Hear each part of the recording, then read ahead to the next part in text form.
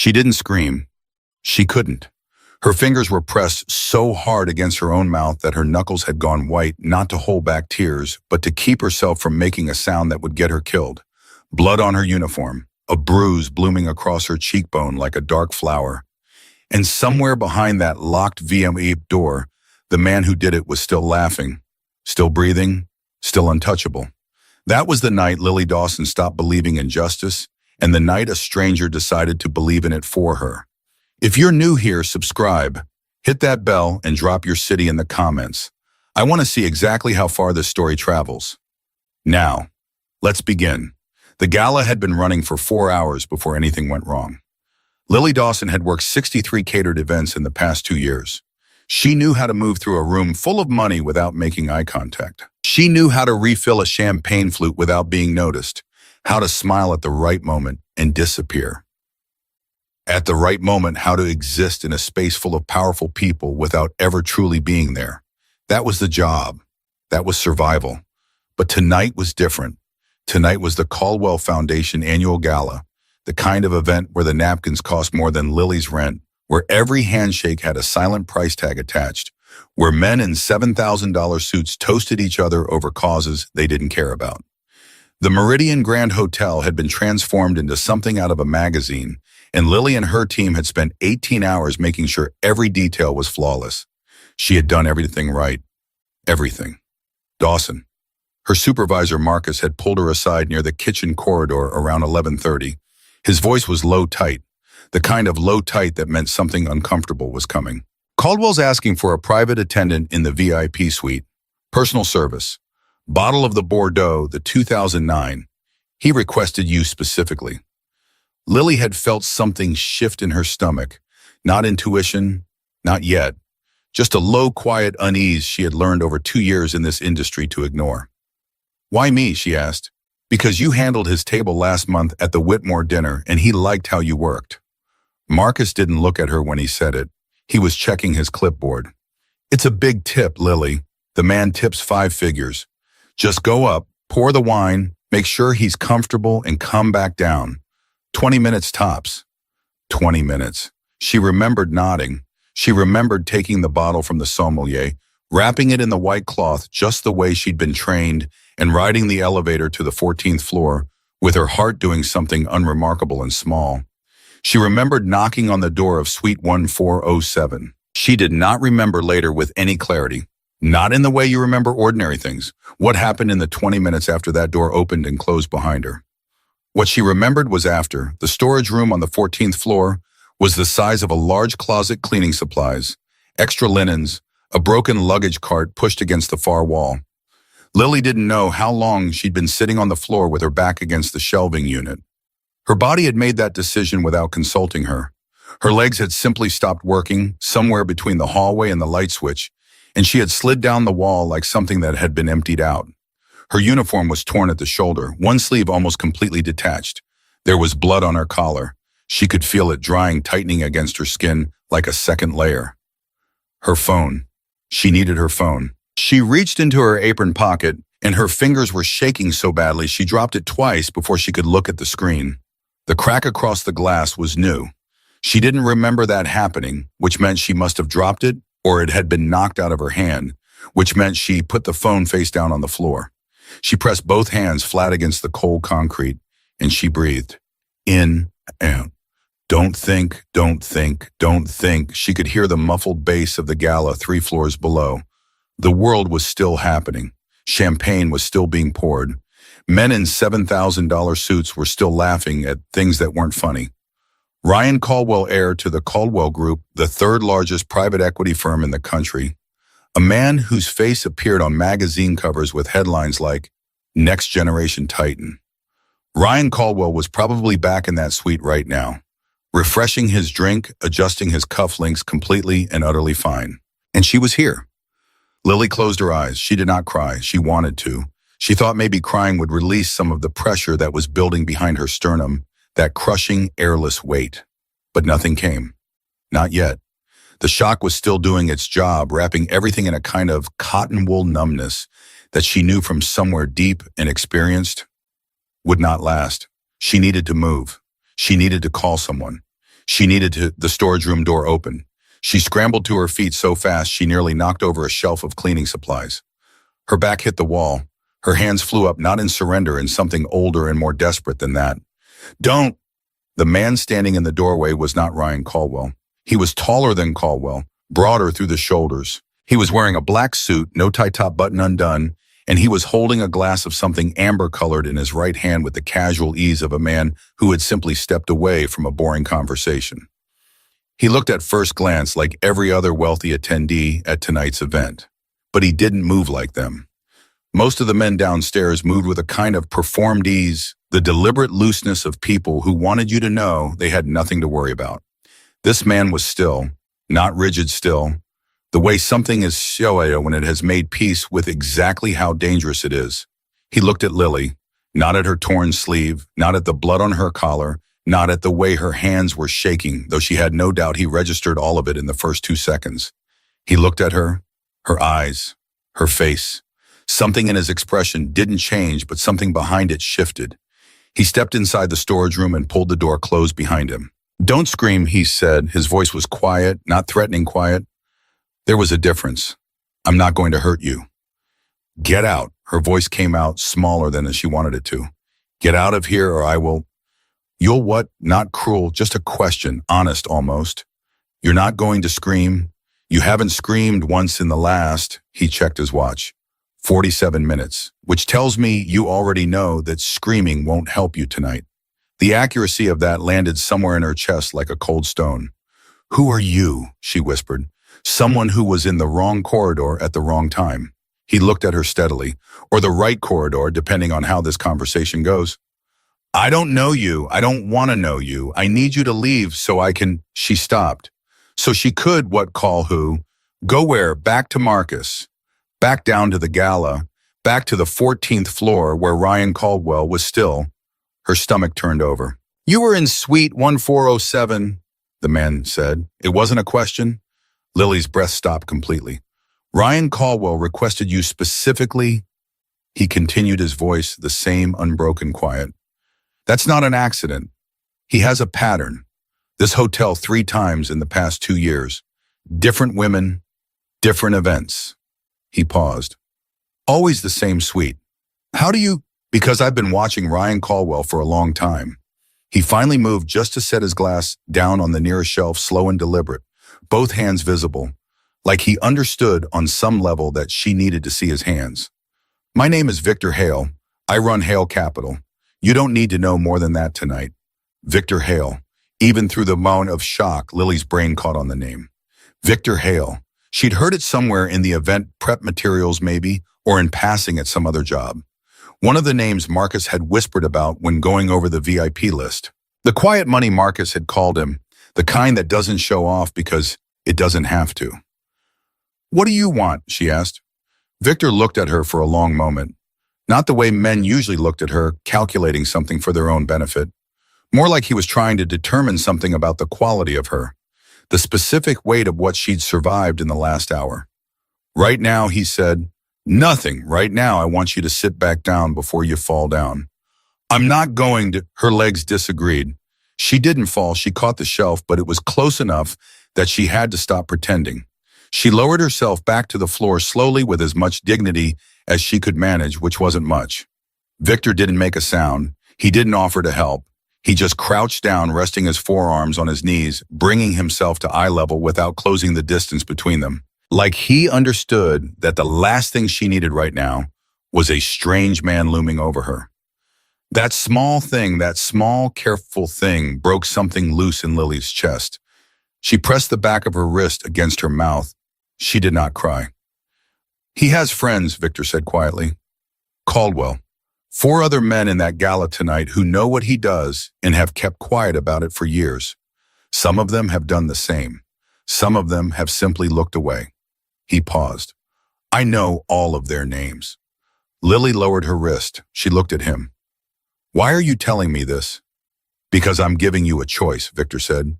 "You can walk out of this building tonight, file a report, or not file a report, and watch nothing happen. I can tell you exactly what nothing will look like. I can tell you the hotel's legal team will be involved before morning, That Caldwell's lawyers will have your employment history dissected by noon, and that by this time next week you will be the story instead of him. He said it without cruelty, just clarity. Or, the words sat in the room like a closed fist. Or, Lily said, or you tell me exactly what happened. Everything, and you let me handle it. The silence stretched. Handle it? She repeated. What does that mean? Victor didn't answer immediately. He picked up his glass from the shelf, turned it once in his hands. It means that Ryan Caldwell and the men who have protected him will answer for what they've done, he said. Not in a courtroom, not in a newspaper, not in the way that gets managed and buried and forgotten. He looked at her directly, in the way that lasts. A chill moved through Lily that had nothing to do with the temperature of the room.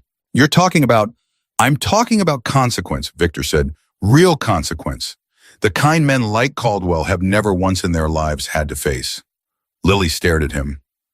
There was a part of her, the part that had been trained to be careful, to be reasonable, to be the kind of woman who didn't make trouble, that was screaming at her to stand up and walk out of this storage room and never look at this man again. But there was another part, quieter, harder. The part that had been awake and watching for years, cataloging every moment she'd been dismissed, every complaint that had been redirected every time a powerful man had looked at her and seen something usable. That part of her said, listen, tell me something, she said. Her voice had steadied. Why do you care? You don't know me. You said yourself you were in the wrong corridor. Victor was quiet for a moment. I had a sister, he said finally. Just that. Just the past tense. The silence that followed was the loudest thing Lily had ever heard. She looked at his face, at the stillness there that wasn't peace at all, that was, she understood now, something much older and much colder than peace. What happened to her? Lily asked. The same thing that happens, Victor said, when men like Caldwell know they're untouchable. She talked for 40 minutes. She hadn't planned to. She had planned to say nothing, to process this alone, the way she processed everything in the dark privately, with the door closed. But something about the way Victor listened without interrupting, without offering empty sounds of sympathy, without making it about anything other than the facts, made the words come. She told him everything. When she finished, the room was very quiet. Victor stood. He straightened his jacket, slow and methodical. He looked like a man who had just received information he had been expecting and who now knew precisely what to do with it. You said 4 other men, Lily said, at the gala tonight. Who are they? Victor looked at her. You don't need those names yet, he said. Yet, she repeated. Something crossed his expression, not quite a smile, more like the distant cousin of one. Get yourself cleaned up, he said. There's a bathroom at the end of this corridor, staff only. It won't be used at this hour. Take your time. He reached into his jacket pocket and placed something on the shelf beside her, a plain white card with a single phone number. No name. When you're ready to go home, call that number. A car will meet you at the service entrance. No questions, no conversation, just a ride. And if I don't call, then you don't call. He said it simply. The choice is yours, Lily. It always will be. He moved to the door.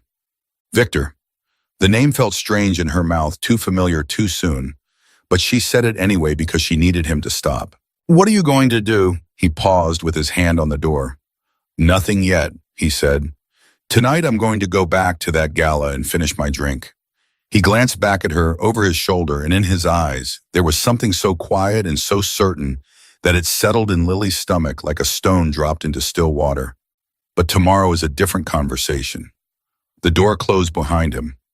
Lily sat in the storage room on the 14th floor of the Meridian Grand Hotel, listening to the distant bass of a party 3 floors below, holding a white card with a phone number on it. Her hands had stopped shaking. She looked down at them, turned them over, flexed her fingers. She didn't know exactly what Victor Hale was. She didn't know what his plan was, or what handle it looked like in practice, or what the past tense of a sister meant for a man who looked at the world with that particular quality of stillness. What she knew was this: Ryan Caldwell was 3 floors below her laughing, and the card in her hand was warm. She picked up her phone. The cracked screen lit up at her touch. She looked at the number Victor had given her.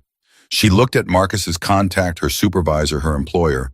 the man who had sent her up to that room because Caldwell tipped 5 figures and hadn't looked at her when he said it.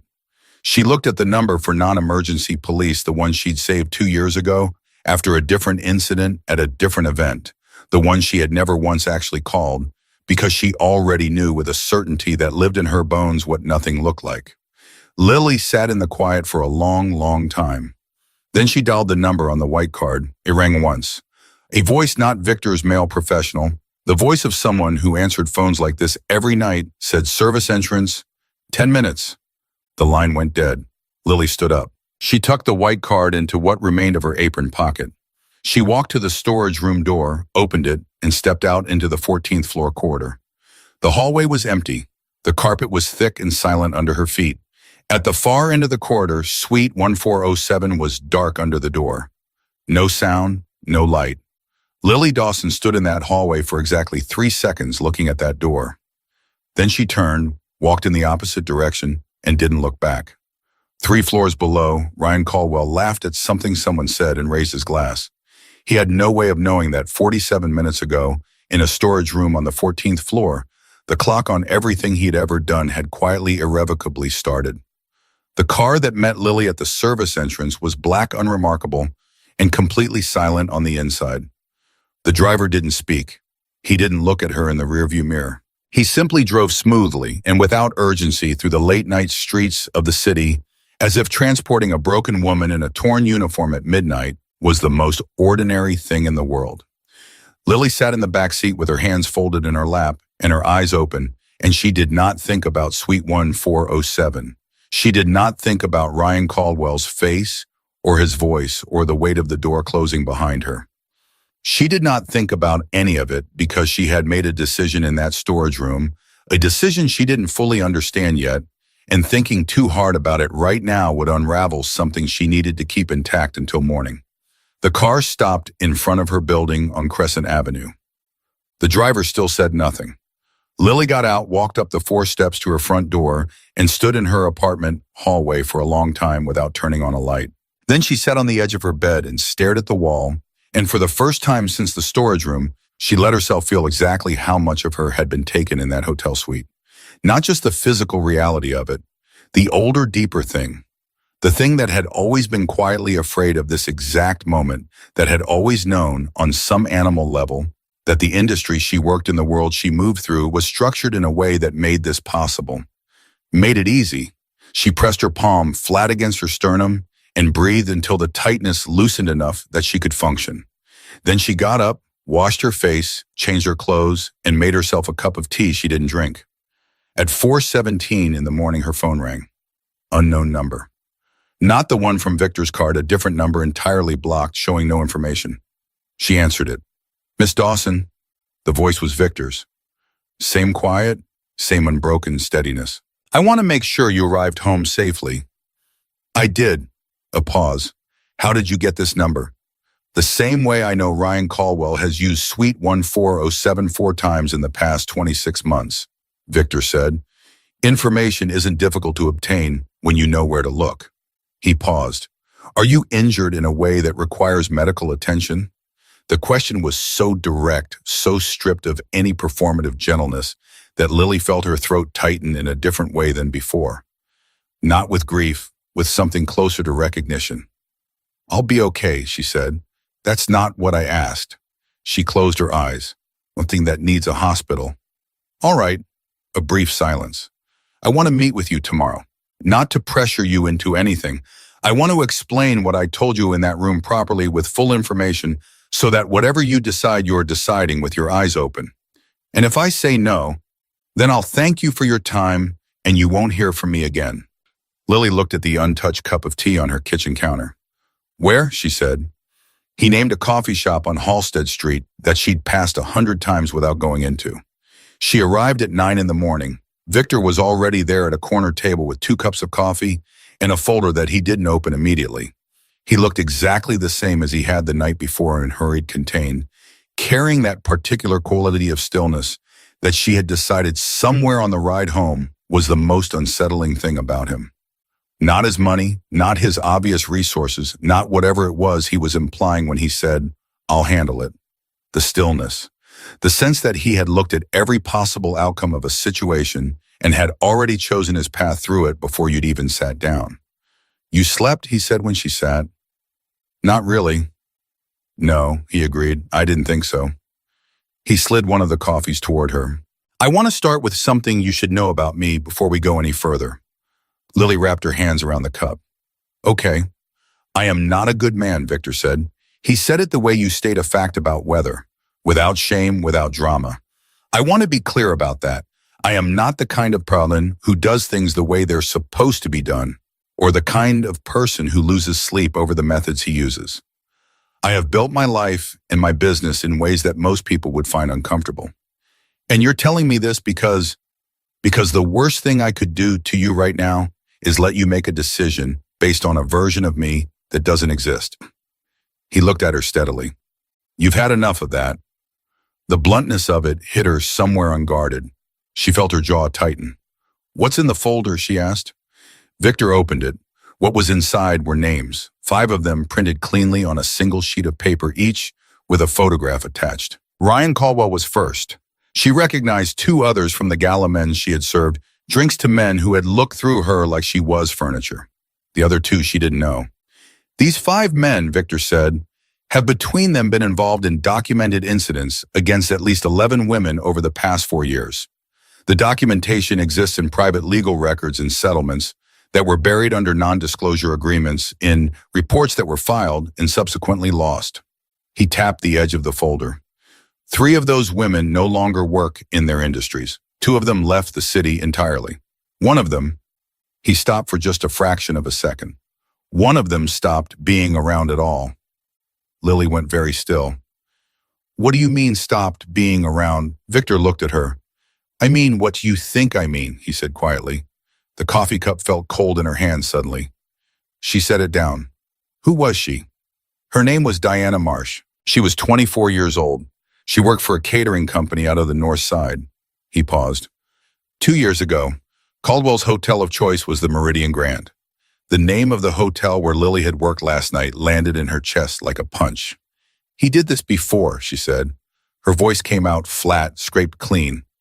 "He did this before and nothing." She stopped, pressed her hands flat on the table.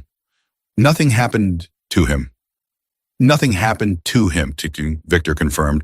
"Diana Marsh." She said the name out loud because it felt important to say it. Because somewhere in the last 12 hours, in the fog of her own shock, she had been thinking about this as something that had happened to her, and it absolutely was. But it was also something that had been happening and happening and happening to women whose names she would never know, and the size of that realization was almost too large to hold in one body. "Why are you telling me all of this?" she said. "You could have just done whatever you're planning to do. You don't need me for that." Victor was quiet for a moment.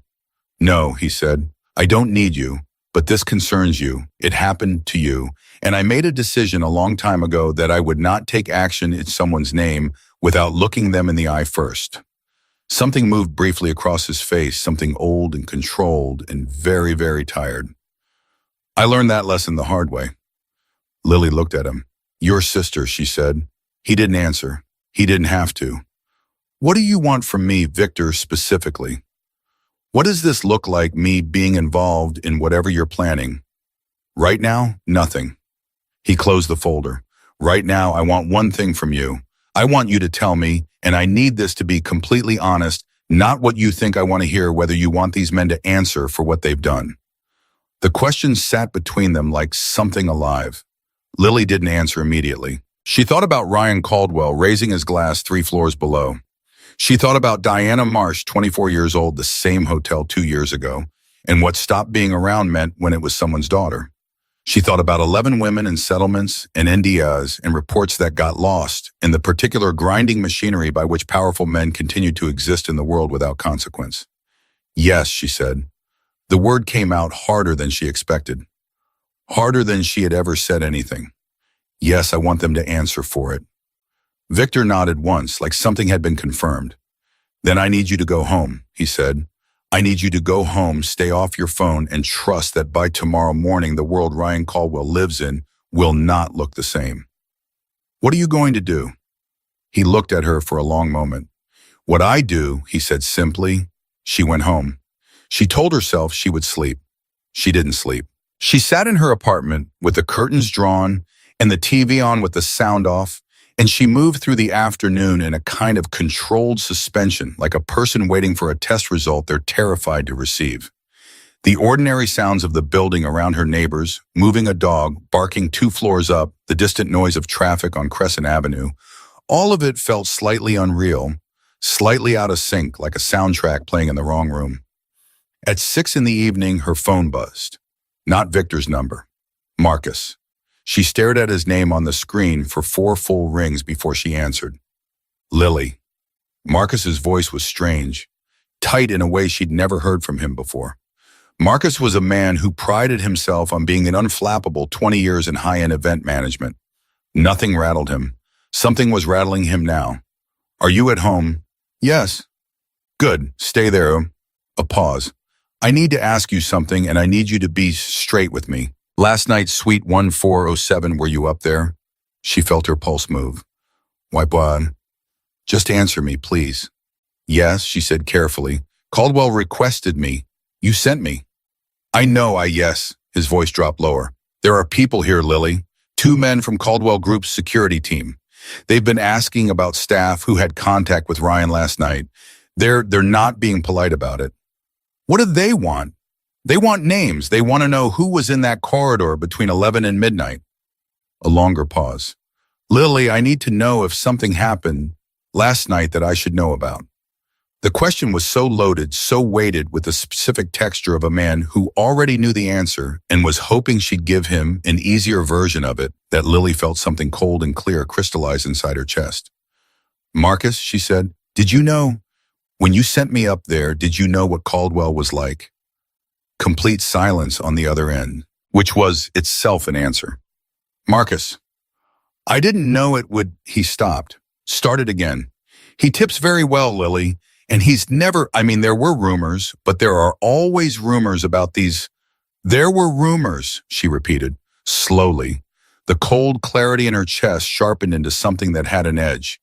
You heard rumors about a specific man at a specific hotel, and you sent me up there anyway. Lily, I have to go, Marcus. She hung up.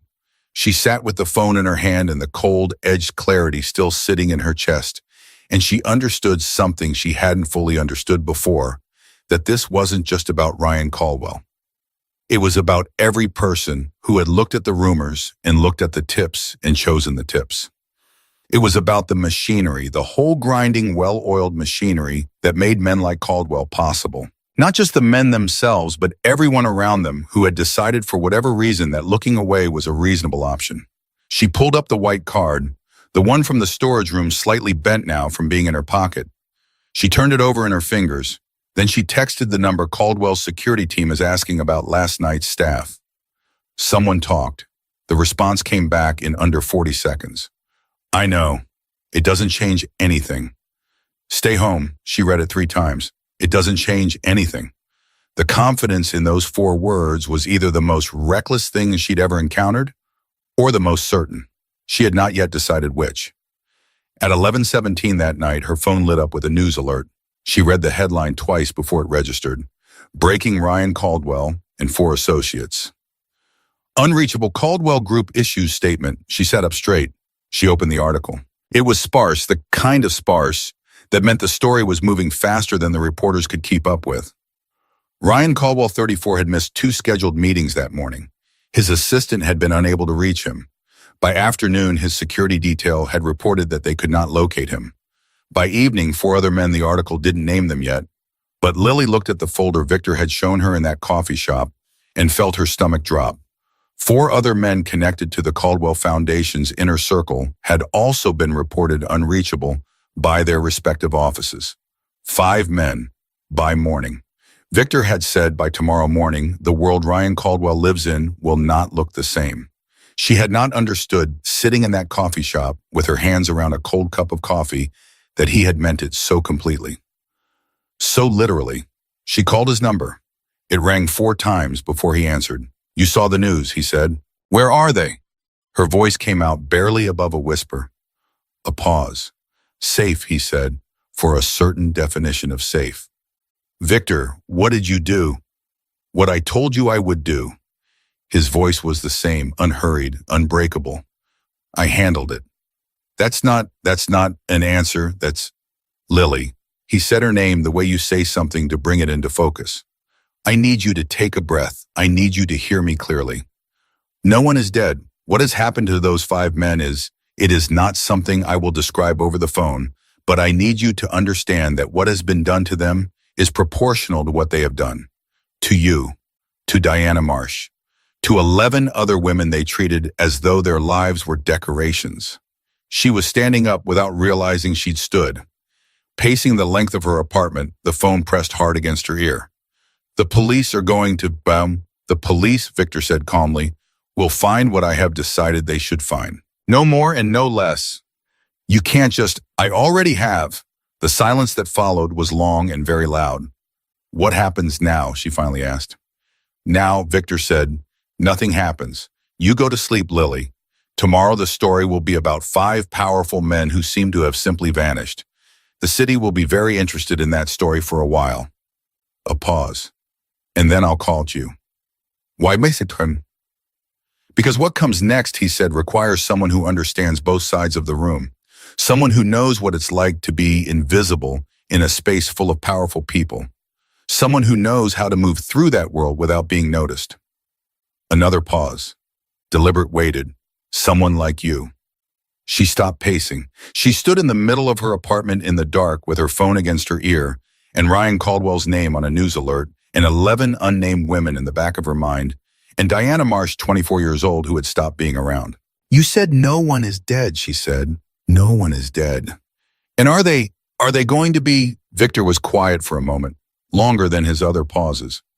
That, he said finally, depends on them. The line stayed open between them for a breath, 2 breaths, 3.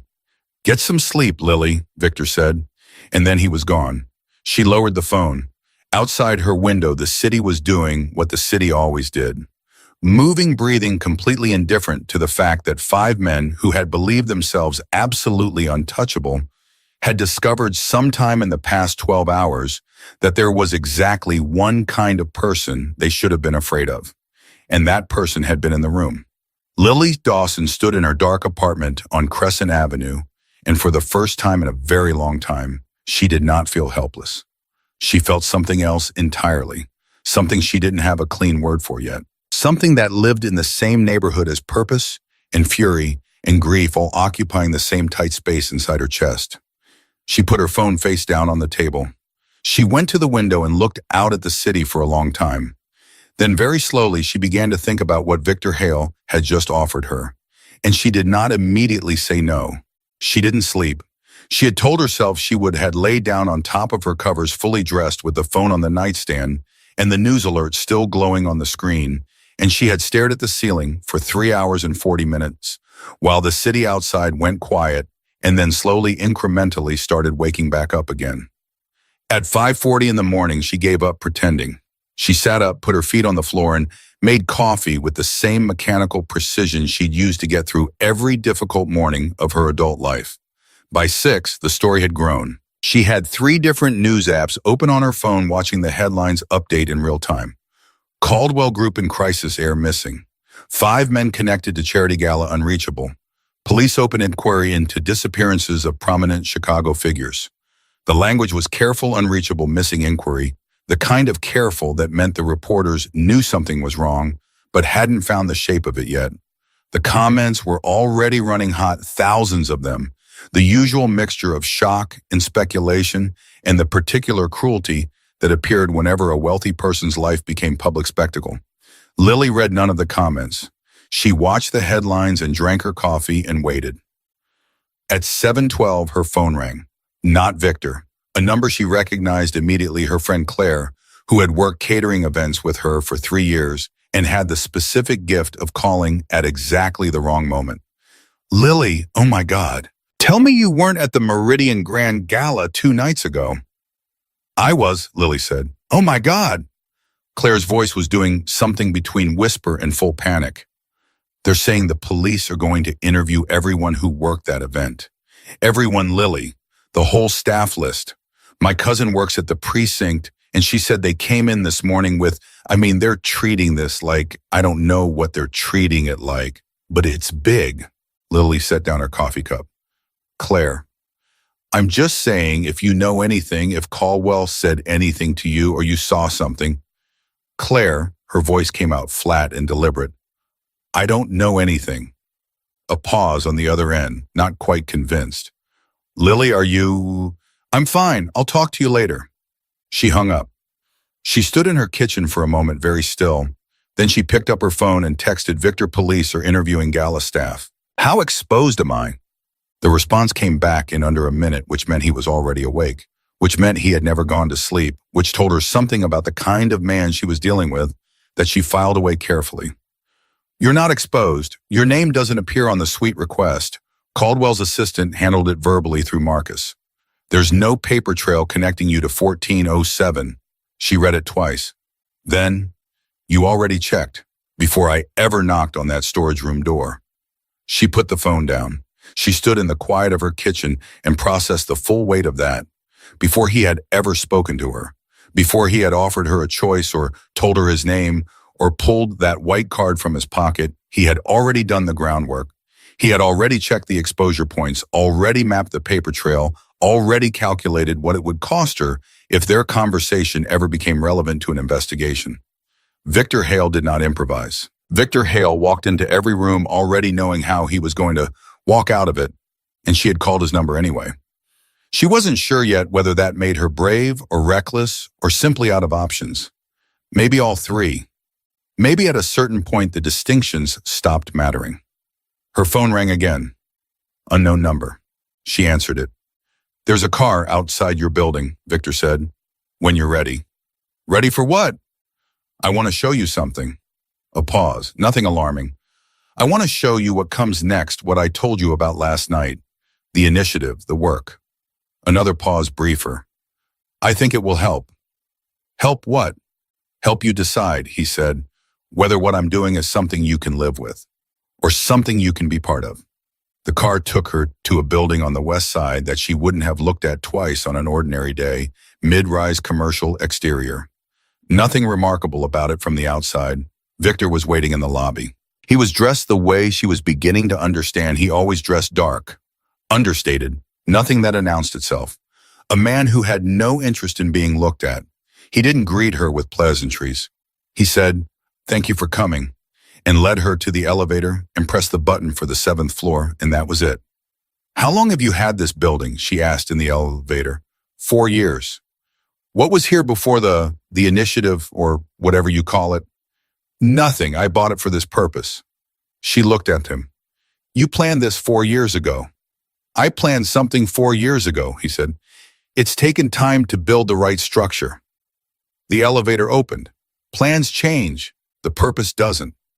The 7th floor was not what she expected. She had built somewhere in the 48 hours since the storage room a mental image of what Victor's operation might look like, something cold and utilitarian, something that matched the quality of stillness he carried with him. What she walked into instead was an open, busy office space, half a dozen people at desks, the low hum of a working environment. 2 women she didn't recognize were in a quiet but intense conversation near the window. A man in his 30s was on a phone call writing rapidly. The energy in the room was focused, purposeful, and completely ordinary in a way that was somehow more unsettling than anything cinematic would have been. These are my people, Victor said simply. Lily looked around the room. What do they do? Some of them gather information. Some of them manage logistics. 2 of them are attorneys, 1 corporate, 1 criminal defense. He paused. And one of them, until 6 months ago, was in a situation very similar to yours. Lily went still. Across the room, one of the women who'd been in conversation near the window looked up. She was maybe 30, dark-haired, with a quality to her gaze that Lily recognized immediately because she had seen it in her own mirror that morning, a particular kind of steadiness that had been paid for at a very high price.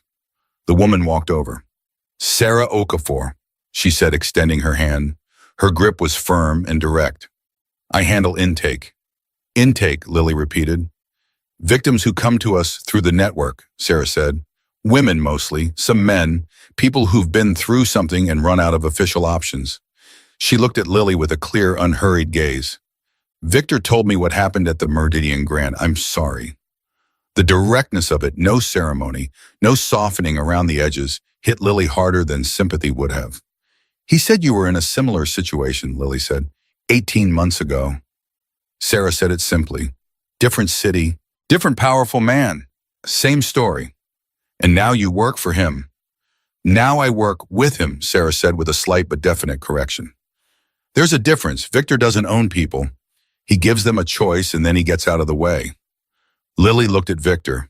He had stepped back slightly, giving them space, which she noticed. What happened? Lily said carefully to Sarah. To the man who to the person in your situation. Sarah held her gaze for a moment. He's alive, she said, if that's what you are asking. A beat. He runs a small landscaping business now in a town in rural Minnesota. His lawyers, his connections, his bank accounts, his reputation, all of it gone. Every piece of the life he built on the backs of people he hurt, dismantled, and redistributed. She paused. He wakes up every morning in a town where nobody knows his name, knowing exactly why he's there. Victor believes that's worse than anything else. Lily turned this over. Do you believe that? She asked. Sarah considered it genuinely. Some days, she said. Other days I think differently. But I've found that doing this work, helping other people get out, helping them find options when they think they have none, that's what keeps me from going somewhere darker. The honesty of that was like cold water. Before Lily could respond, the man on the phone call lowered his phone and said sharply enough to cut across the room. Victor, we have a problem. Victor crossed the room in 4 strides. Lily followed without thinking about it. The man, late 30s, introduced himself briefly as Daniel had his laptop turned toward Victor, showing what appeared to be a news feed. Caldwell Group just issued a second statement, Daniel said. They're not calling it a disappearance anymore. They're calling it a security incident. They're using that language deliberately, security incident, which means their PR team is setting up a narrative. Yeah, what narrative? Victor's voice was unchanged, steady as stone. That the 5 men were targeted by a coordinated criminal operation. Daniel pointed at the screen. They've named Hale Capital in a statement. Not directly, they're saying rival business interests, but 3 financial journalists have already made the connection on social media. Lily felt the air in the room shift. Victor read the screen for 10 seconds. Exactly 10, she counted, somehow. Then he straightened. How far has it spread? Cable news picked it up 20 minutes ago. It's moving fast. All right. Victor looked around the room, once calm and complete. Kira, I need the Whitmore file and the insurance documents on the 3rd account. James need the backup comms channel live in 10 minutes. Daniel, draft a response not for release, just so I have it. Sarah. He turned to Sarah briefly. Take Lily to the conference room. Give her the overview document. All of it, not the summary. Sarah touched Lily's arm lightly. Come on. Wait. Lily didn't move. She looked at Victor. They're coming after you. They're attempting to, he said, because of what you did to those 5 men. Because powerful men, Victor said, with the first trace of something almost dry in his voice, do not disappear quietly. Their institutions protect themselves. That's what institutions do. He held her gaze. This is not unexpected, Lily. This is planned for. You planned for being named in a national news story.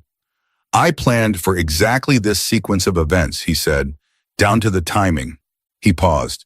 The Caldwell Group naming Hale Capital as a rival business interest creates a very specific legal and public narrative, and that narrative, ironically, is going to be far more useful to us than silence would have been. She stared at him. Victor looked at her for a moment, and she saw something shift in his expression. Not warmth exactly, but the recognition of a question that deserved a real answer. Because, he said, I have spent 4 years making sure that the moment someone started looking very closely at Hale Capital, what they would find, alongside everything else, is 11 documented cases with evidence, legal records, and survivor testimonies showing exactly what Ryan Caldwell and those 4 men did, and what the Caldwell Group knew about it. He paused. I am not afraid of scrutiny. They should be. The room held its breath for a second. Then Daniel said quietly, Victor, there's more. Something in his tone made everyone go still. The woman, Daniel said carefully, the one from 2 years ago, Diana Marsh. He glanced at Lily briefly, then back to Victor. Her family has been contacted by someone from Caldwell Group's legal team. This morning, early, Victor's stillness became a different quality of stillness. Something that had a temperature to it, something cold. Contacted how, he said. I don't have the details yet, but the family has a lawyer, and the lawyer called someone in our network an hour ago. Daniel held his gaze. Victor, if they're reaching out to the Marsh family right now this morning, while this is in the news, they're not doing it to apologize. No, Victor said. They're doing it to control the story. Which means they know, Sarah said quietly. They know Diana's case is part of this. They've known for 2 years, Victor said. They chose to bury it. His voice hadn't changed in volume or tone, and somehow that was the most frightening thing about it. They're attempting to bury it again. Lily's hands had curled into fists at her sides. She hadn't noticed until just now. Can they, she asked, bury it again? Victor looked at her. Not this time, he said. How can you be sure? Because this time, he said, Diana Marsh's family isn't alone. And this time the people who want the story buried are already in the middle of a crisis that has their full attention. He turned back to Daniel. Get me the lawyer's contact.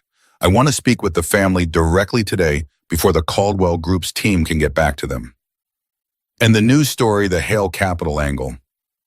Let it run, Victor said without hesitation. Let them look. Let every journalist, every investigator, every curious person with a laptop start looking at Hale Capital. A pause so brief it was almost nothing. Because every path they follow will eventually lead them to the same place. Which is, Lily asked.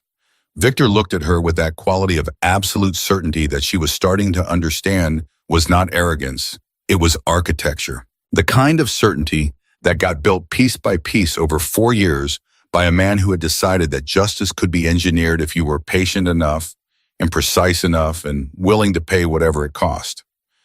To 11 women, he said, and the truth about what was done to them.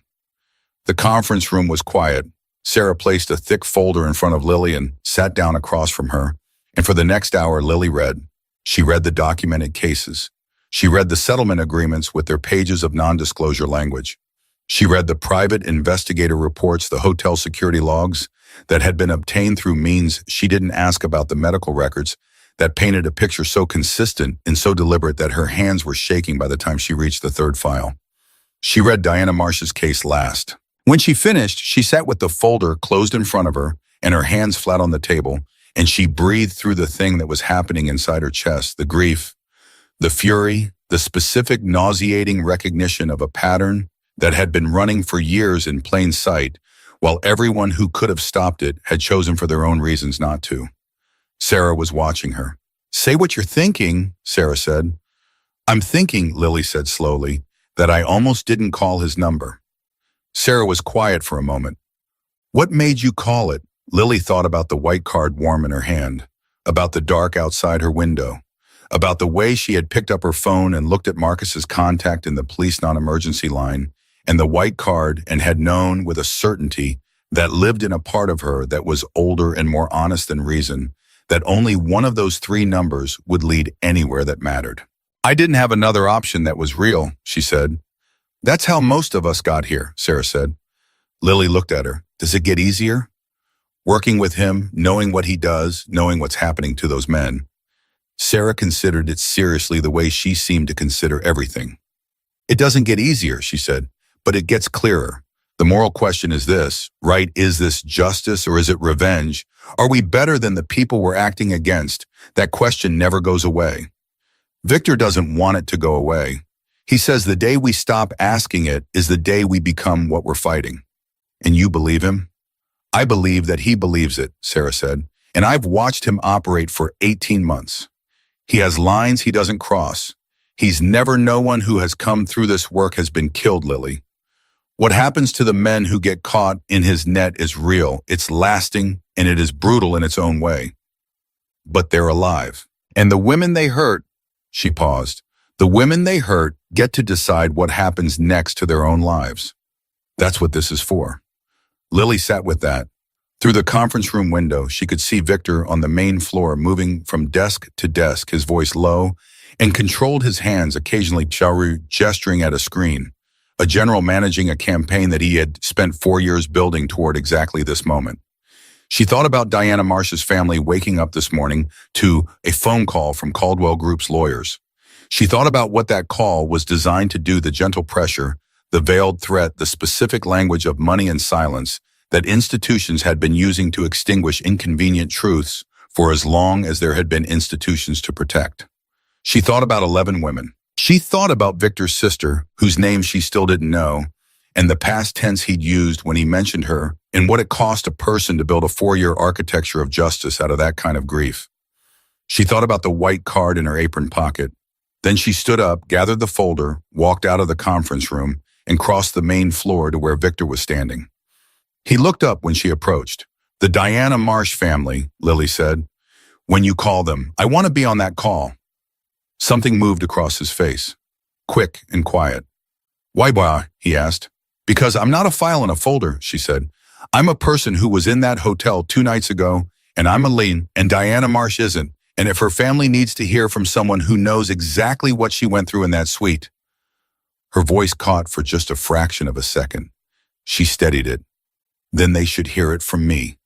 Not from a lawyer, not from a document. From me." Victor looked at her for a long moment. "All right," he said quietly. It wasn't gratitude in his voice. It wasn't surprise. It was something more like recognition.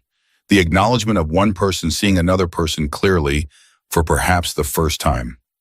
"All right," he said again. And Lily Dawson, who 3 days ago had been an unremarkable event coordinator, who knew how to move through rooms full of powerful people without being noticed, stood in the middle of Victor Hale's operation and felt the ground shift permanently beneath her feet.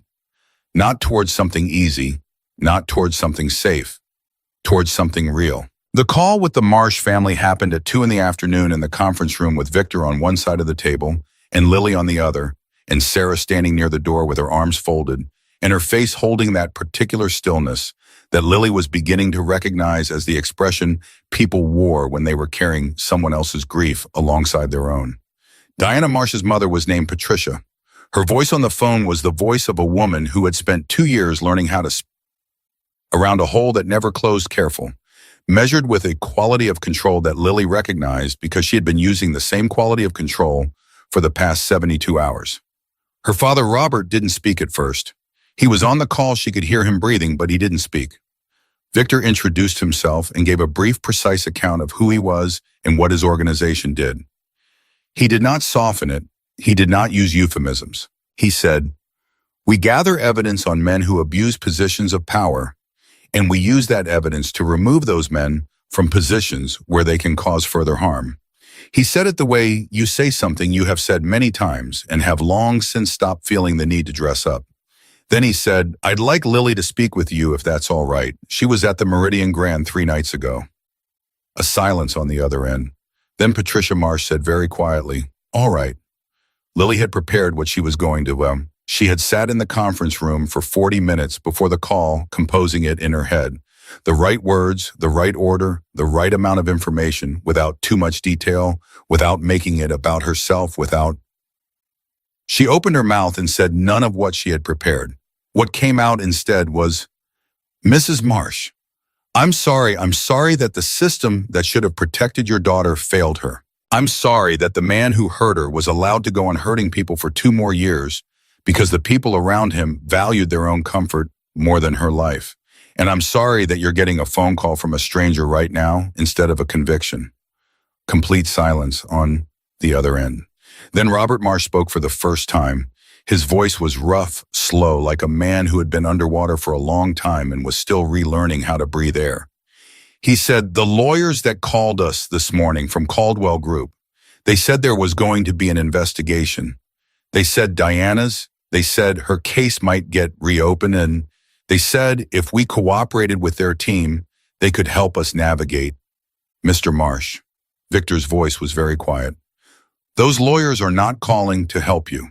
They are calling to find out what you know and to make sure you sign something before a journalist or an investigator finds you first." A sharp intake of breath. "They called you," Victor continued, Because Ryan Caldwell's name is connected to Diana's case and they are currently managing a crisis. You are not a priority to them. You are a variable.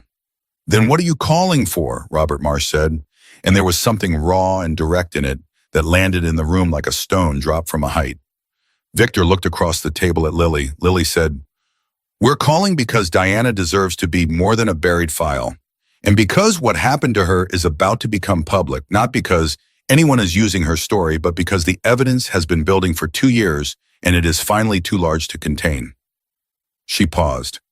"We wanted you to know before you heard it from a news broadcast." Another silence. Longer this time. Then Patricia Marsh said in a voice so controlled it was almost more painful to hear than tears would have been. "Will anyone be held accountable? Really accountable? Not a settlement, not a statement. Will anyone?" "Yes," Victor said. One word, no elaboration. But the certainty in it was so absolute, so structurally complete that even Lily, who had been watching Victor operate for less than 24 hours, felt the truth of it in her bones. Robert Marsh made a sound that was not quite a word, something that had been held for a very long time and had just been allowed to move slightly in one direction. "What do you need from us?" Patricia asked. "Permission to use Diana's documented case as part of a formal disclosure package," Victor said. "With your names or without, that is entirely your choice. And I need you to not sign anything the Caldwell Group's lawyers send you without running it past our attorney first." "You have an attorney, too," Victor said. "They'll be in touch today." After the call ended, the conference room stayed quiet for a moment. Sarah had slipped out at some point during the last few minutes. Lily hadn't noticed when. It was just her and Victor and the folder on the table and the particular weight of what had just happened settling into the space between them. "You went off script," Victor said. "I didn't have a script." "I know, that's what I mean." He looked at her with that evaluating quality she was getting used to, not cold exactly, but thorough, like he was taking inventory of something. "Robert Marsh hasn't spoken in a recorded conversation about Diana's case in 14 months. His lawyer told ours he'd shut down completely." A pause. He spoke. Lily didn't say anything. "You have a specific kind of credibility," Victor said. "The kind that can't be manufactured. People hear it and they know the difference." "Don't make it clinical," she said more sharply than she intended. Victor paused. "You're right, I'm sorry." And the apology was so plainly genuine, no performance around it, just the fact of it, that it caught her off guard more than the clinical observation had. She looked at him across the table. "Tell me about your sister," she said. "Her name?" He was quiet for a moment, not resistant, considering. Like the question deserved more than a reflexive response. "Elena," he said. "How old was she?" 21. A pause. "She was a junior at Northwestern. She was the kind of person who filled a room without trying, the kind of person other people orbited." His voice remained even, but there was something happening underneath it, the way a current moves beneath the surface of still water. "She met someone at an event her junior year, a man in his 40s, connected, wealthy, the kind of man who seems from the outside like an enormous stroke of luck for a 21-year-old girl from a working-class family." Lily was very still. "She didn't tell me at first," he continued. "She told me later in pieces over 2 years, by which point the pieces added up to something I should have seen much earlier and didn't because she worked very hard to make sure I didn't. A beat. She blamed herself. That's the part I have never fully." He stopped, recalibrated. When the system failed her, she decided the failure was hers. She internalized it completely. "Victor." "She's alive," he said quickly, and she realized she'd been holding her breath. "She's alive, and she moved away. She's building something. It's slow." He paused. "But she is the reason I know how to recognize what I saw in that storage room. I have been looking at that specific combination, the torn clothing, the held breath, the absolute silence. I have been looking for it for 4 years because I spent 4 years wishing someone had looked for it when it was Elena." The room held that for a moment. "Is she part of this?" Lily asked. "The work?" "No. She doesn't know the full scope of it." He met Lily's eyes. "She knows I look out for people. She doesn't know the methods. I've made my peace with that." Does she know about Caldwell? She will, he said, when it's over. At 3:47, Daniel knocked on the conference room door and opened it without waiting for an answer, which told Lily something about the urgency before he'd said a word. It broke, he said. Full story, Channel 7 and the Tribune simultaneously. Someone leaked the settlement documents. Victor was on his feet before Daniel finished the sentence. Which settlements? Caldwell Group 2022 and 2023. 2 women, full amounts disclosed. Daniel's voice was rapid, clipped, the cadence of someone moving through the information faster than comfort allows. The reporter also has Victor. She has the hotel security footage from the Meridian Grand, 14th floor corridor, the night of the gala. The air in the room changed completely. Lily felt it before she processed it. A shift, like pressure dropping before a storm. How did a reporter get hotel security footage? Sarah said from the doorway. She had materialized there without Lily noticing, which seemed to be something Sarah did. She didn't get it from us, Daniel said. Everyone looked at Victor. Victor looked at the middle distance for approximately 2 seconds. Then something happened on his face that Lily had not seen before. Not alarm, not exactly, but a very precise recalibration. The expression of a man who has just discovered that a variable he thought he controlled has moved independently. Who gave it to her, he said. We don't know yet. Get me the reporter's name, and get me the hotel's head of security, full contact personal cell. Victor was already moving toward the door. He stopped when he reached Lily. I need you to stay in this building. Why that by? Because the footage from the 14th floor corridor, depending on the timestamp and the camera angle, may include you. He held her gaze. Not inside the suite, in the corridor. But if your face is in that footage, and a reporter connects it to the staff list from that night before we control the context. It makes me a witness, Lily said. It makes you a target, he said. For Caldwell Group's lawyers, for the journalists who are going to start hunting for the human story, and for anyone in that hotel's management structure who wants to get ahead of this by identifying who was where. He paused. Stay here, please. The please was quiet and direct, and she believed it was genuine. All right, she said. He was gone before she finished the word. The next 2 hours were the most disorienting Lily had ever spent inside a building that wasn't on fire. The office moved around her at a speed and intensity that felt almost physical. Phones, laptops, rapid conversations that started mid-sentence and ended the same way Daniel and a woman named Kira working in parallel on things she didn't fully understand. Sarah moved between stations with the ease of someone who had done this before, translating for Lily when she could, squeezing her shoulder once when she passed, which was a small thing that mattered more than it should have. On the television mounted to the wall, the main floor, Channel 7, was running the story on a loop. Lily watched it with the sound, low-catching fragments, settlements missing Caldwell, Foundation, unnamed sources, hotel security footage, and the particular vertigo of watching something that had happened to her body exist as a news broadcast that strangers were watching over dinner. At 5:20, Daniel said loudly enough for the room to hear, "We have a problem." He had been saying this at intervals for the past 2 hours. Each time the weight behind the phrase had been different. This time the weight was heavier than any of the previous times, and Lily knew it before he continued. The reporter, he said, her name is Joanna Reeves. She's been covering financial crime for the Tribune for 6 years. She's good. She's serious, not a tabloid angle. He paused. And she was contacted this morning by someone inside Hale Capital. The room stopped. Sarah turned slowly. Inside this building. The email was traced back to a device that accessed our internal server 3 weeks ago. Daniel looked at Victor, who had returned 5 minutes earlier and was now standing very still near the center of the room. Someone on the inside gave Reeves the settlement documents and the hotel footage. Who? Victor's voice was exactly the same as it always was. That was somehow the most frightening thing. Not a crack in it, not a shift, just the same steady quiet. We're still, who, Daniel? A beat. James, Daniel said, nobody moved for a full 3 seconds. James, the man Lily had seen on a phone call her first morning in this office, writing rapidly, focused and purposeful. One of Victor's people. 4 years of building this structure, 4 years of careful, patient architecture, and someone inside it had decided for their own reasons to move a piece without permission. Victor turned and walked to his office without a word. Sarah looked at Lily. Stay here, she said quietly. I mean it. She followed Victor.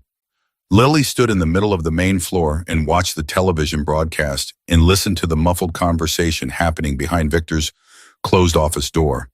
Not the words, just the rhythm of voices, controlled and serious, and she felt the shape of what was happening shift under her feet again. Someone on the inside had gone to the press. The question wasn't whether that was right or wrong. Lily's gut told her actually that Joanna Reeves having those documents was not straightforwardly a bad thing, that the press attention might do things Victor's private operation couldn't. The question was why. What had James decided that Victor's methods were missing? What line had he seen being approached that made him move independently at exactly this moment in exactly this direction? She thought about what Sarah had said. Victor has lines he doesn't cross.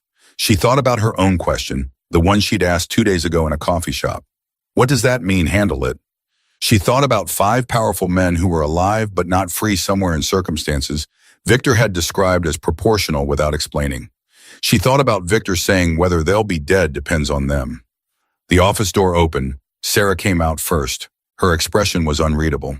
Then Victor, who looked exactly as he always looked, unhurried, complete, except that something in his eyes was doing the thing that lived just underneath the surface of his stillness, that current she'd been reading since the storage room. He looked at Lily. James gave Reeves the material because he believes this operation is moving too slowly, Victor said. He believes the 5 men we've removed are not enough. He wants full public exposure, criminal charges, federal involvement. And you don't, Lily said. I want what works, Victor said. Federal involvement means a process that Caldwell Group's legal team has been preparing for since the first settlement was signed. It means ND as get challenged. It means the women's names get entered into public record. It means a trial that takes 3 years and ends with, he paused, with what the system produces. Which is nothing, Lily said. Which is historically close to nothing, yes. But James disagrees. James has a daughter, Victor said. He found out 2 months ago that she had an experience not identical to yours, but in the same territory, and he didn't tell me, and he has been making decisions from inside that grief without anyone knowing he was making them. The room was very quiet. Lily absorbed this. Where is he now? She asked. Gone. Not angry, just factual. He walked out an hour ago. He won't come back. Are you going to? Oh, she stopped, reframed. What happens to him? Victor looked at her steadily. Nothing, he said. He made a decision I wouldn't have made using materials from this organization in a way I didn't sanction. But his reasons were not corrupt. His reasons were... He paused for a long time. His reasons I understand completely. Lily let that sit. So now Joanna Reeves has the documents, she said, and the footage, and she's running the story. She's already run it. Then what does that change? Victor looked at her. It changes the timeline, Artham, he said. We were operating on a 60-day plan, careful phased building the disclosure in a way that controlled the narrative and minimized exposure for the women involved. He glanced briefly at the television. Now we have about 48 hours before this becomes a congressional inquiry, a federal investigation, or both, which means everything I plan to do in 60 days we do in 2. We, Lily said, if you're willing. He held her gaze. This is the moment I told you about, the one where you choose. The work gets harder from here, faster, more public. Your name may surface regardless of what we do. Your face may be in that footage. The story you've been carrying privately for 3 days may become something very different. Her heart was doing something loud and fast in her chest. She thought about Patricia Marsh's voice, about Robert Marsh speaking for the first time in 14 months, about 11 women and buried documents, and a 21-year-old girl named Diana who had stopped being around. She thought about the white card warm in her hand in a storage room on the 14th floor. She thought about how she had almost not called. What do you need me to do? She said. Something moved in Victor's expression. Not relief, he wasn't a man who showed relief. Something harder than that. Something earned. I need you to talk to Joanna Reeves, he said. Lily blinked. The reporter. She has the documents and the footage, but she doesn't have a person, he said. She has evidence, and she has sources, and she has a story that is currently about powerful men disappearing. I need that story to be about something else. His voice was very quiet. I need it to be about Diana Marsh, about the 11 women, about what was done and what was allowed and what the system decided wasn't worth addressing. A pause. And I need it told by someone who was in that hotel suite 3 nights ago and is still standing. Lily stood in the middle of the room. Outside, the city was going about its business, indifferent, humming along at its usual speed. Somewhere in that city, Joanna Reeves was writing a story that was already larger than anyone had planned. Somewhere, Patricia and Robert Marsh were sitting in their house with 2 years of grief and the phone numbers of 2 new lawyers and the fragile, dangerous thing that hope becomes when you've had it taken away before. Somewhere, Ryan Caldwell and 4 men who had believed themselves absolutely untouchable were discovering what it meant to no longer be invisible. And in an office on the west side, Lily Dawson, who had entered a storage room as a victim and was leaving it as something she didn't have a word for yet, looked at Victor Hale and said, "Set up the meeting." Joanna Reeves was not what Lily expected. She had constructed somewhere in the 40 minutes between Victor's office and the coffee shop on Michigan Avenue, where the meeting was set, a mental image of a reporter, sharp-edged, aggressive, the kind of person who treated a story the way a surgeon treated a body, with clinical precision and no particular interest in whether it hurt. She had prepared herself for that. She had rehearsed in the car the version of herself she would present, composed, controlled, measured. Joanna Reeves was sitting at the corner table with both hands wrapped around a mug of tea, and when Lily walked in, she stood up and said simply and directly, "Thank you for coming. I know this isn't easy." No recorder visible. No notepad on the table. Just a woman in her late 30s with tired eyes and the specific posture of someone who had been carrying a heavy story for a long time and had not yet found the right place to set it down. Lily sat, Sarah sat beside her. Victor was not there, his choice deliberate, because he understood that his presence would shift the entire gravity of the conversation in ways that wouldn't serve what needed to happen. "I want to tell you what I have," Joanna said. "Before you tell me anything, I want you to know the full picture so you can make an informed decision." "All right," Lily said. "I have the 2022 and 2023 settlement documents from Caldwell Group. Both women signed ND, as I cannot name them without their consent, and I have not attempted to contact them because I don't want to put them in that position." She paused. "I have the hotel's security footage from the 14th floor of the Meridian Grand, time-stamped 11:43 to 12:09 the night of the gala. The footage shows a figure in a catering uniform entering the corridor from the stairwell and not exiting through any of the monitored doors for 26 minutes. She looked at Lily steadily. "The figure's face is not clearly visible, but it can be identified by someone who was there as you." Lily kept her breathing even. "And I have," Joanna continued, her voice shifting slightly lower, more careful, like she was handling something fragile, "a partial case file on Diana Marsh, assembled from police reports, coroner's findings, and private investigator documentation I obtained through a source I'm not prepared to name." She set down her mug. "Lily, what happened to that young woman was not investigated properly. The connections between her death and Ryan Caldwell were documented in materials that were actively suppressed by Caldwell Group's legal team.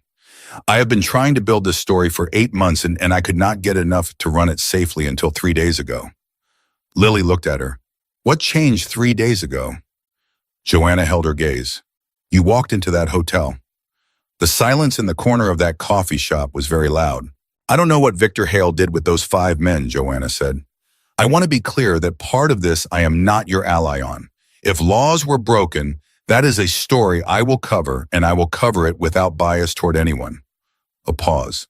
"But the story of what those men did, what they were allowed to do for how long, with the knowledge of how many people around them, that story deserves to exist in the world. And the women they hurt deserve to be at the center of it. Not as footnotes, not as unnamed sources." She leaned forward slightly. "I need a person. I need someone who will speak on the record." "You know what that means for me," Lily said. "Yes. My name in print, my face, everything that goes with it." "Yes," Joanna didn't soften it. "I won't pretend otherwise. It will be hard and it will be public, and there will be people who come at you for it. Caldwell Group's lawyers will look for anything they can use. There will be a period, weeks, maybe longer, that is genuinely brutal." She paused. "But you will not be alone in it. And Diana Marsh will not be alone in it." Lily sat with that for a moment.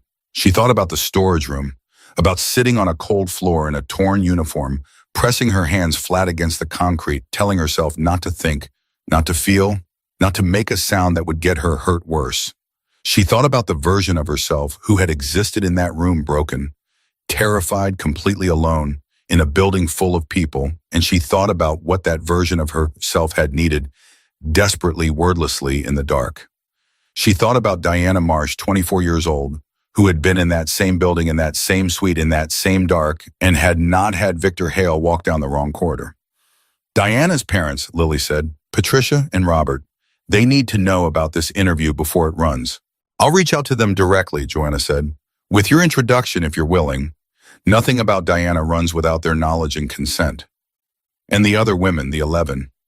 I will do everything in my power to reach them through the legal records and give them the choice before publication. Joanna paused. This is their story too. I understand that. Lily looked at Sarah. Sarah didn't tell her what to do. She just looked back with those steady, experienced eyes and waited. Lily turned back to Joanna Reeves. I'll do it, she said. On one condition. Name it. Diana Marsh's name is in the headline, Lily said. Not Ryan Caldwell's, not Hale Capital's, not mine. Her voice was very level. Diana's. That's where the story starts. Joanna looked at her for a long moment. Something moved in her expression, not surprise exactly. More like the recognition of someone who has been covering the wrong end of a story for a very long time and has just been shown where it actually begins. Yes, Joanna said, absolutely yes. The interview took 3 hours. Lily talked. She had thought it would be the hardest thing she'd done in the past 5 days, and in some ways it was revisiting it out loud with her name attached in a format that would exist permanently in the world. But there was something else happening underneath the difficulty. Something she hadn't anticipated. A quality of release like a pressure valve slowly opening. Each fact she stated clearly and without flinching was something that had existed only in her body for 5 days, in the muscle memory of her hands pressing against concrete, in the tightness behind her sternum, in the hypervigilance that had been running like a background program through every waking moment since the gala. Saying it out loud to a serious person who wrote it down carefully and asked follow-up questions that were precise and respectful, and never once made Lily feel like she was performing her own trauma for someone else's benefit. It didn't erase it, but it moved it, slightly, from the place where it had been living, where it had been doing damage into the world, where it could be something other than just her private wound. She noticed about 90 minutes in that her hands had stopped shaking. When it was over, Joanna closed her notebook and sat back and said quietly, "You're remarkably composed." "I'm not actually," Lily said. I've been running on something for 5 days and I haven't stopped to feel it yet." "When do you think you will?" Lily considered this honestly. "When I know it mattered. When I know all of it turned into something real." Joanna nodded. She looked like someone who understood that from the inside. She was back at Victor's building by 7 in the evening. The office had changed temperature again, not frantic the way it had been earlier, but tightly coiled, the specific energy of people who have moved through a crisis and are now in the phase that comes after, which requires a different kind of attention. Daniel was on the phone. Kira was at her desk with 3 windows open on her laptop. Sarah went straight to her station and immediately started a quiet conversation with the woman beside her. Victor was in his office. Lily knocked and opened the door without waiting for an answer, which was, she realized in the second after doing it, something she had absorbed from Daniel and was now doing herself. Victor looked up from his desk. He was not surprised. "How did it go?" he asked. "She's running it with Diana's name first," Lily said. "She gave me her word." Something in Victor's face moved, fast, quiet, and gone before she could fully name it. "Sit down," he said. She sat. "There's something I need to tell you," he said, "about the 5 men. Her stomach tightened. "I told you no one was dead," he said. "That's still true, but one of them, not Caldwell. One of the others is in a medical facility. He had an event 2 nights ago. His heart." Victor paused. "He's stable. He will recover." "Was it?" She stopped, reframed the question. "Was it connected to whatever you did to them?" Victor looked at her directly. "It may have been connected to the stress of his situation, yes." She sat with that. "You said it was proportional," she said. "I believe it is." But a man almost died. A man, Victor said without raising his voice, who watched Ryan Caldwell hurt Diana Marsh and signed a document saying he had never witnessed any behavior of concern and collected a check for his silence. A pause. I am not asking you to feel good about it. I'm telling you because I told you I would tell you things clearly, and this is a thing that happened, and you deserve to know. She looked at him. Is this where I'm supposed to decide, she said, whether you're someone I can keep working with? That's always the question, he said. Every day, for everyone in this building. A pause. Including me. The honesty of that, the admission that it was not settled, that he himself asked it about himself, that certainty was not the same as righteousness, was the most human thing she had heard Victor Hales say in 5 days. She exhaled slowly. What happened to them, she asked. Specifically, I want to know. Victor looked at her for a long time. Ryan Caldwell, he said, is currently in a property in a rural county 4 hours from Chicago. He has access to basic necessities. He does not have access to his money, his phones, his legal team, his family connections, or the infrastructure of the life he built. A pause. He has access to documentation. Every case, every woman, every settlement, everything he signed and everything that was done in his name. He will spend the next however long it takes with nothing to do except exist in a room with what he is. Lily said nothing. The others are in similar situations, Victor said. Varying degrees of isolation.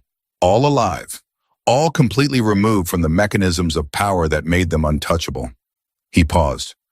When they are released, and they will be in time, they will be released into lives that have been dismantled. Not destroyed, dismantled, rebuilt as something proportional.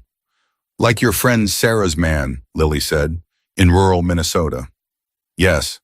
She sat with the full weight of it, the full moral complexity of it, which did not resolve cleanly into right or wrong, but sat somewhere in the difficult territory between justice and punishment, between what the law allowed and what reality required, between the world as it was supposed to work and the world as it actually did.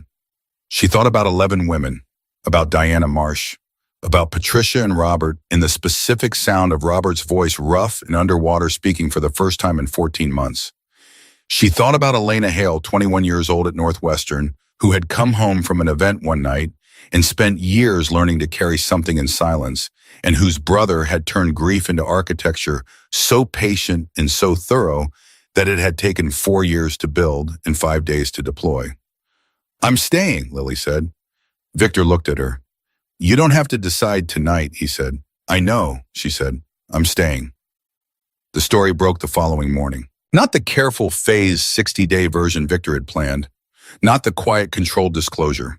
The full story, Diana Marsh's name in the headline, just as Lily had asked, followed by the names of the 11 women who had given Joanna Reeves consent to include them, followed by every documented fact about Ryan Caldwell, and the 4 men who had enabled and protected him, followed by the settlements and the NDAs, and the suppressed police reports, in the specific detailed account of how the Caldwell Group's legal apparatus had systematically dismantled every attempt at accountability for 4 years.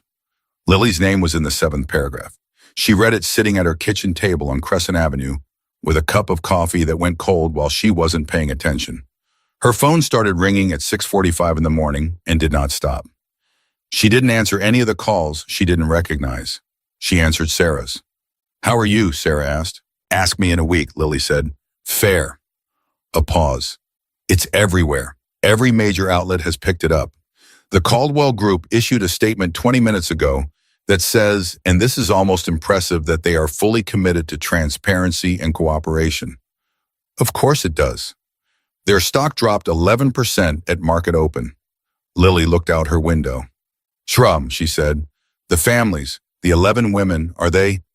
We've been on the phone since 5 this morning, Azira said. Everyone has support. No one is handling it alone. A brief pause. Patricia Marsh called the office at 6. She said, Sarah's voice changed slightly, tight and controlled in a way that Lily had come to recognize as Sarah handling emotion at a distance because the alternative was too large. She said Diana's name was on the front page of the Tribune this morning, and she wanted to say thank you. Lily pressed her free hand flat against the kitchen table. She did not cry in the storage room. She did not cry in the car. She did not cry in the coffee shop with Victor, or during 3 hours with Joanna Reeves, or in Victor's office when he told her about the man whose heart had stuttered under the weight of consequence. She cried now, briefly hard and without apology at her kitchen table, with the coffee gone cold because Diana Marsh's name was on the front page of the Tribune, and her mother had called to say thank you, and sometimes the only adequate response to something like that is to let it move through you completely. She wiped her face. She finished her coffee.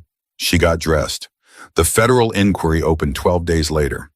Not into Hale Capital, not yet, though Lily understood that was coming, that the scrutiny Victor had invited would eventually require a reckoning of its own. The inquiry opened into the Caldwell Group's handling of employee complaints and settlement agreements between 2019 and the present, prompted by a joint letter from the attorneys representing 7 of the 11 women, backed by the documented evidence, that had spent 4 years building in a building on the west side of Chicago. Marcus called her on the 13th day. She answered this time. "I've been asked to give a statement," he said. His voice was the voice of a man who had spent 12 days watching a story he had been tangentially complicit in become the only story anyone was talking about, and who had arrived finally at the point where the weight of what he'd known and what he'd chosen was too heavy to carry alone. About sending staff to VIP requests, about what I knew about Caldwell. Lily let the silence sit for a moment. "Tell the truth, Marcus," she said. Not hard, not soft, just clear. "Lily, tell the truth," she said again. "That's all. That's everything." She hung up. On the 17th day, she was back in Victor's office at the desk they had given her, her desk. Now she supposed, though she still wasn't entirely certain how to describe what she was, when Victor appeared in the doorway with a look she hadn't seen on his face before. Not quite the current beneath the surface. Something different. Something that had more light in it, which on Victor's face was subtle enough that she almost missed it. "What?" she said. He held up his phone. The screen showed a news notification. 3 words in the headline that she read twice before they registered. "Caldwell Group dissolves. Assets seized." "It's done," she said. "That part," he said. "Yes." She looked at the headline for a long moment. She thought about a storage room on the 14th floor, about a white card warm in her palm, about the specific choice she had almost not made in the dark alone with her hands flat against cold concrete, and her phone showing 3 numbers and only one of them leading anywhere real. "What comes next?" she said. Victor leaned against the doorframe. "There are 14 new cases in the intake queue," he said. 3 of them have timelines. Lily looked at him. "Then we start tomorrow," she said. Victor looked at her with the expression that was not quite a smile, but lived in the same house as one that hard-earned, quiet recognition that she had understood from almost the first moment she'd seen it was the closest thing to warmth that a man who had been building justice out of grief for 4 years had left to give. "We start tomorrow," he agreed. Lily Dawson, who had walked into a gala as an unremarkable event coordinator and walked out of a storage room as something the world did not yet have a name for, turned back to her desk, opened the first file, and began. She did not know if what Victor did was right. She did not know if what she was becoming, this sharper, harder, more purposeful version of herself, who moved through rooms differently now, who looked at powerful men differently, now who carried 11 names and one name above all others, like a compass bearing. She did not know if that was justice or something that merely wore justice's face. What she knew was this: Diana Marsh's name was in the newspaper. 11 women had been believed. A machine that had been grinding quietly for years had been stripped of its gears. And somewhere in a room 4 hours from Chicago, a man who had believed himself untouchable was sitting alone with the full truth of what he was. Sometimes the world does not give you the justice that is clean and simple and satisfying. Sometimes it gives you the other kind, the complicated, costly, morally weighted kind that you carry with you for the rest of your life, not as a burden, but as a responsibility. Lily carried it with both hands, eyes open, and she did not put it down.